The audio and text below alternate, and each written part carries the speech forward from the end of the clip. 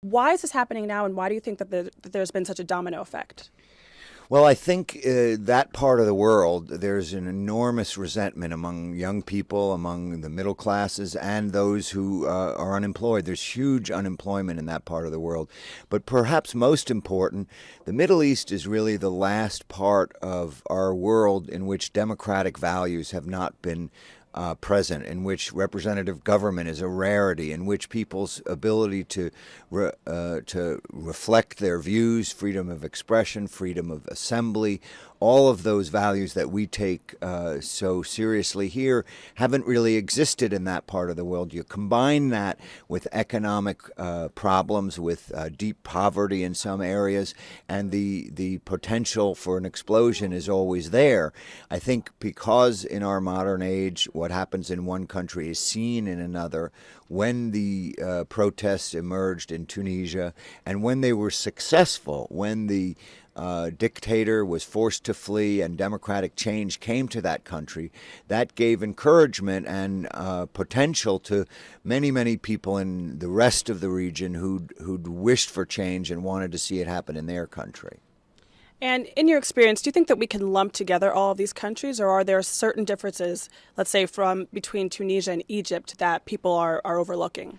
There are huge differences between many of these countries. I think the single thread, however, is the lack of democratic values, the lack of representative government in that part of the world. But take Tunisia and Egypt, for example. In Tunisia, the crucial factor there was that the military was a very independent institution and would not let the police, on behalf of its dictator, crack down on the population and commit heavy violence against the protesters and repress them. They stood between the security services, the police, and the people. Now, in Egypt, it's a slightly different situation, and significantly different, in that the president, Mubarak, who's been president for 30 years, was a former senior Air Force officer. He came from the military. He has very, very strong ties with the military, and that's why you saw the military called in last night, and the situation is very different in terms of the support the military has for their leader. Will they, in the end, however, support him enough if it comes to real violence and the need to really use military force and repression against the civilians? Nobody knows the answer to that question.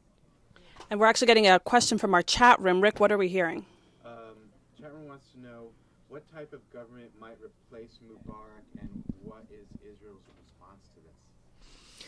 Well, right now, the Israelis are frankly quite nervous. They would regard President Mubarak, along with King Abdullah of Jordan, as the two closest leaders in the Arab world. Those two countries have peace agreements with Israel, and Mubarak has been a partner in many important activities, including cracking down on Hamas, the terrorist organization in Gaza, which sits between Egypt and Israel. So they're worried. They don't know what's going to come next. And you always worry about a situation where there's so much instability and potential chaos. As far as what will happen, again, I don't think anybody knows, except to say that Egypt is a society, a civilization that has, roots thousands of years back to the pharaohs, and they have had a central government. This is not a chaotic Somalia-like situation where you could imagine a failed state. They have a constitution. If they follow the Constitution, as I understand it, the Speaker of the Parliament would be a temporary leader until elections could be held.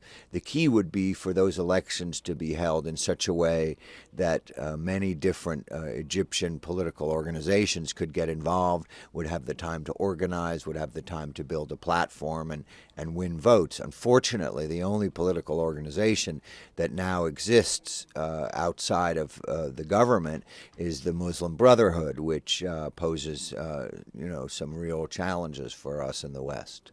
Well, I guess we'll all be watching to see what does happen. Thank you so much, Jamie. I don't want to take any more of your time. Appreciate it. Thank you. Thank you. Nice to be